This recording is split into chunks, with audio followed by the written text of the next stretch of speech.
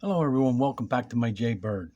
This is Game 5, remembering 1976 and 1977. When I first started playing chess in 76 and 77, created my theory, my opening. You've seen most of it already, and now I'm bringing new and molding them together, the old and the new, and totally new, and the old and the new, mixing them together, my creativity, and I'm bringing it back to you today and how I used to play and how I still play and using my creativity and so on. Okay, I'm in white, and this is called Nightbird Tower Advanced. Rook Knight Castle to bot 1750.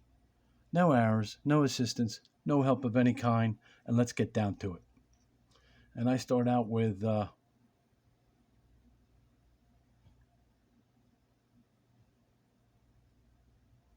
okay, what happened here? It froze. Psst, E4. This thing wants to do what it wants to do. E4, E5, E2, F6, D4,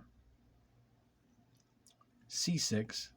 Now it didn't take, so I don't know. This is some kind of special opening here. They call it something. I don't know what's going on here. So it didn't take. After C6, I take E5. He takes E4. I go F3. I'm looking around. Where can he go? He don't want to go here. He don't want to go here. I could take it. But then he could throw a check and then a push up a pawn. Nah, I guess not. There's nothing really here. All right, after F3, C5. And there's the Nightbird Tower. The advanced is coming. So that's move 6. After E3, he goes E7. I go D4. He jumps back E6. I go E4. There's your Nightbird advanced. Because look at this. The, the, the Nightbird here, and then the crown on the top, and then a pawn on top of that. So I'm going to call it the advanced. This is an advanced tower. This is what this is called, Nightbird Tower Advanced. Okay, after E4, G5, takes G5, takes G5, knighty up D2. I'm looking around. Okay, this is best move. Looks like I want a castle. C5. I threaten first. What's he going to do? Where's he going to go? A check. Help me push this pawn up. But he can't go back here. He can't take. There's nothing over here. After F4, E7, castle. And there's your rook knight castle. B5, B3, D5, F3, A5, takes C5, takes C5. Okay, everything seems to be pretty normal here. 4, 7 pawns, 4, 7 pawns, 3, 4, 5, 3, 4, 5. Okay, after C5 takes, G3. I finish the structure here. After G3, C4, move king over, defend that pawn, B1, F5. He got too aggressive. That's not cool. He just lost his bishop. What? The knight goes up here. I'm looking, and it can defend the pawn at the same time. After F5, D4.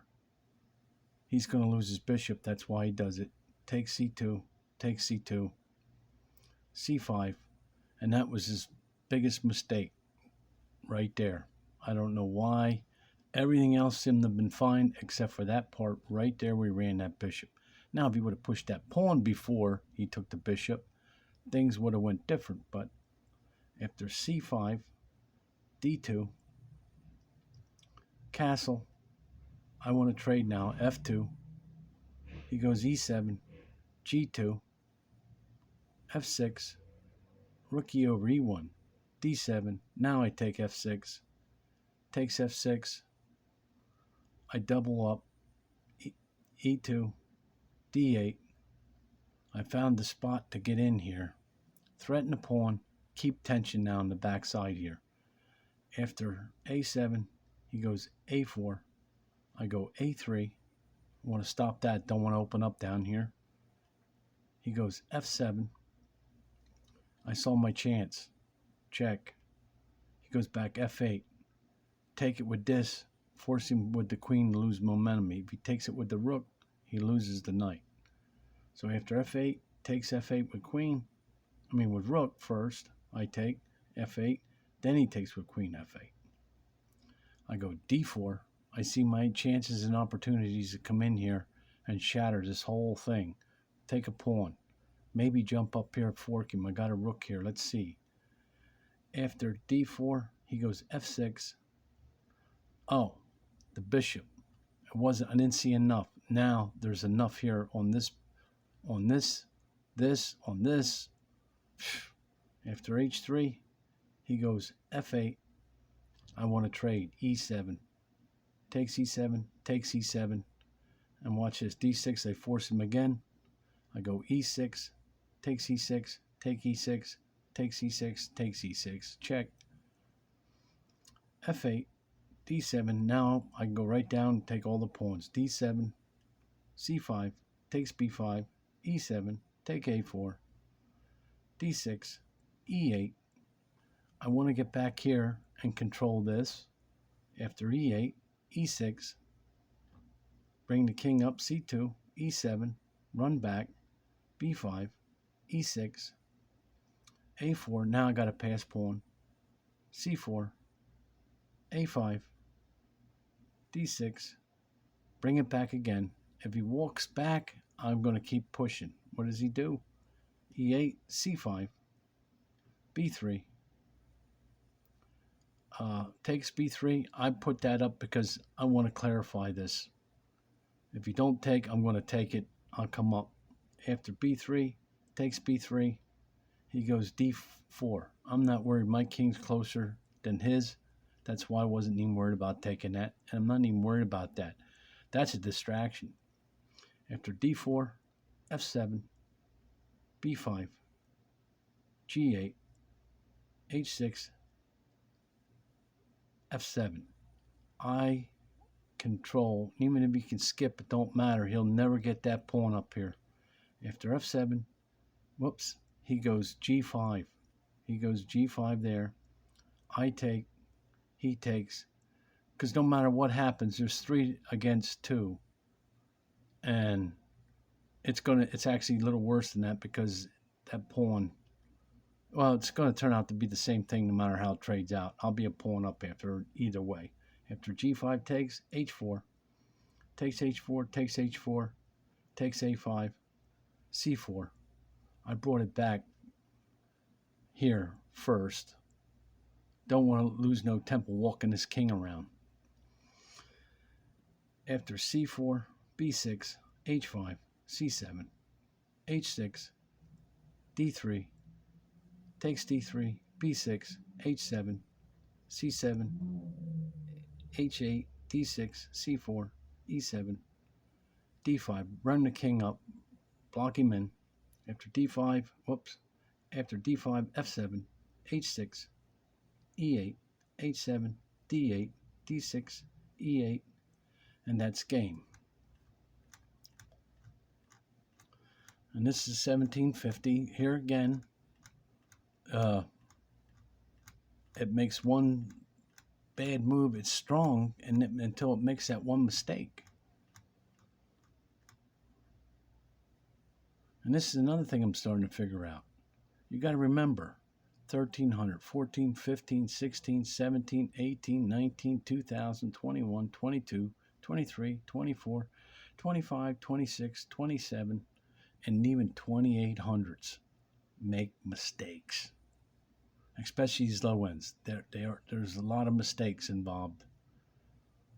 So you got to think. So if you make some perfect moves, you can beat it. That's a mistake right there. Didn't even think that you were going to do this. Because his queen is pinned. You're already pinned. I don't understand the thinking here. You're like, okay, you take. You move right into the pin. All right.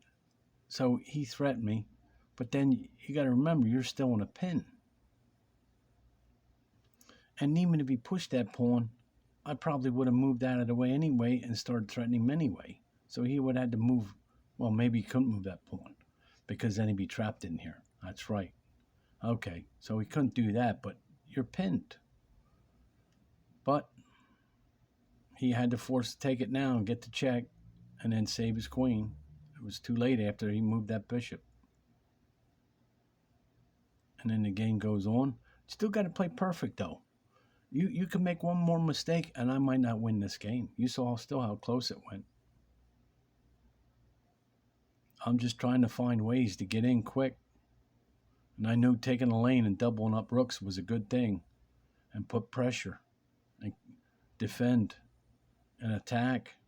Trade to pieces.